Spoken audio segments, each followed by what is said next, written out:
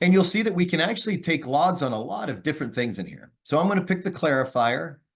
And you'll notice for the clarifier, I actually have a couple different forms that we can run. I can actually adjust the feed rate because when I do so, it's not on a digital signal. I want to track it though still. I want to visualize it. So I'm going to enter it digitally. So when the person goes and changes that feed rate, instead of putting it on a piece of paper on a clipboard, we're going to digitally enter it into the system so it can be seen along with all the other information. Show you that one later. But the treatment sampling is what we want to do now. Go out and take this sampling. So we'll hit treatment sampling, and you'll see what they need to take is here.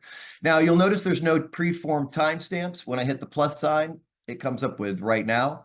The fun part about this one is through pretty simple configuration. You can change whether this appears time now, whether it's every 2 hours, whether you're able to actually change this time, because I took this sample actually not now. This was 10 minutes ago I took the sample, so I want to record it then.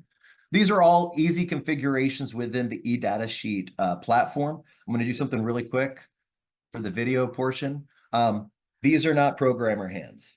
I am not a programmer. Everything that I will show you is low code, no code, is drag and drop. It has to be if we want people to own it and use it on the floor. If it's not, it's going to be too complicated of a tool. It's outside of the scope of what we want our operators to know about, and we're not going to have them use it. We've got to make this easy enough, the running joke in our company, that Kevin can use it, right? This has got to be, how do I solve a problem with these tools? Okay, so I'll take my video off. So in this tool, you can see that you can enter numbers, and I'll put them all within specification at this point.